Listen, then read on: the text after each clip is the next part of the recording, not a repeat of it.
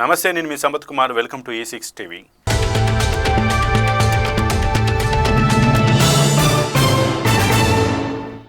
భారత జర్నలిజంలో అతిపెద్ద పేరులో ఒకరైన రాజ్దీప్ సర్దేశాయ్ మళ్లీ తుఫానుకు కేంద్ర బిందువుగా నిలిచారు. ఇటీవల ఇండియా టుడే చర్చ సందర్భంగా పాకిస్తాన్ ఆక్రమిత కాశ్మీర్పై ఆయన చేసిన వ్యాఖ్యలు సోషల్ మీడియాను రగిలించాయి. పాకిస్తాన్తో శాశ్వత వివాదాల పరిష్కారం కోసం భారతదేశం ఆక్రమిత కాశ్మీర్ను పాకిస్తాన్కు అప్పగించి అంతర్జాతీయ సరిహద్దుగా నియంత్రణ రేఖను అధికారికం చేయాలని సూచించడంతో పాటు పాకిస్తాన్ అణ్వాయుధ సామాగ్రిని తక్కువ అంచనా వేయడం కూడా సాహసమే అంటూ మన దేశాన్ని హెచ్చరించారు.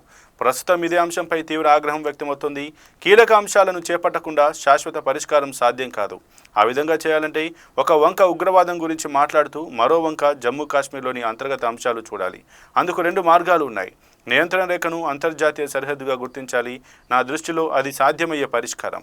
లేక పాక్ ఆక్రమిత కాశ్మీర్లోకి మనం ఏ విధంగా వెళ్తే పాకిస్తాన్ చూస్తూ ఊరుకుంటుందా అన్న రాజ్దీప్ వ్యాఖ్యల వీడియో ఇప్పుడు వైరల్గా మారింది. పైగా అగ్నికి ఆజ్యం పోసినట్లు పాకిస్తాన్ సైనిక సామర్థ్యం గురించి తక్కువ అంచనా వేయవద్దని ఆయన హెచ్చరించడం ఆగ్రహావేశాలు కలిగిస్తోంది. నిర్లక్ష్యపూర్వకంగా అటువంటి వ్యాఖ్యలు చేశారా? ఈ వ్యాఖ్యలు ఆయనను ఇండియా టుడే నుండి నిష్క్రమించేటట్లు చేస్తాయా అనే ప్రశ్నలు తలెత్తుతున్నాయి. ఆయన ఉద్యోగాన్ని కోల్పోయారా అనే సందేహం కూడా వ్యక్తమవుతోంది.